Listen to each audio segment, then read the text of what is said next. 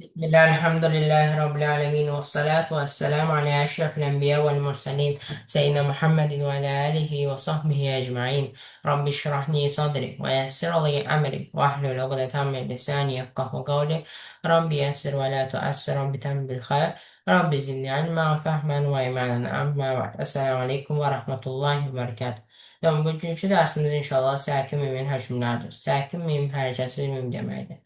Səhvki müm hərfi digər hərflərlə qarşılaşdıqda üç qayda baş verir. İdğam şəfəvi, ixfa şəfəvi, bir də izhar şəfəvi. Mim hərfin məxrəci dodaqlar olduğu üçün ona görə şəfəvi adlandırılır. Şəfəvi dodaq deməkdir. Birinci hökm idğam şəfəvidir. İdğam şəfəvi əgər hərəkəsi mimdən sonra hərəkəli mim hərfi gələrsə, burada idğam şəfəvi qaydası baş verir. Yəni birinci mim hərfi oxunmur, ikinci mim hərfi isə iki həkim miqdarında qunna ilə oxunur. Şəddəli. İnnəhə aleyhim muqsadə.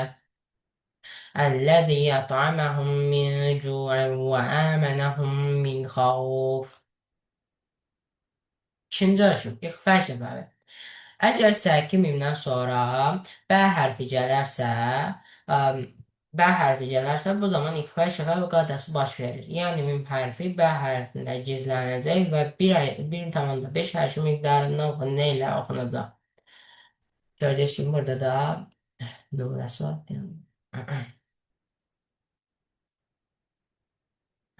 İnne rabbahum bihim.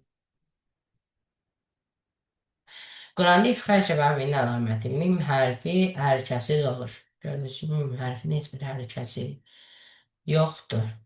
Ondan sonra izhar şəfəvi. Əgər mimdən sonra bə və mimdən sonra başqa digər 26 hərf gələrsə, bu zaman izhar şəfəvi qaydası baş verir. Yəni mim hərfi açıq-aşkar dəqiq şəkildə öz məxrəcində oxunacaq.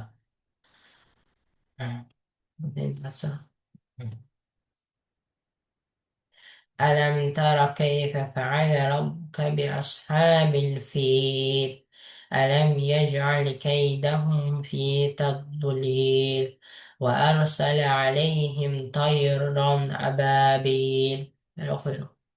Quranda izhar şəfəvinin əlaməti mim hərfinin üzərinə sukun işarəsi olur. Demək, bugünkü dərsimizdə bu qədər və axırı davranə elhamdülillahi rabbil aləmin.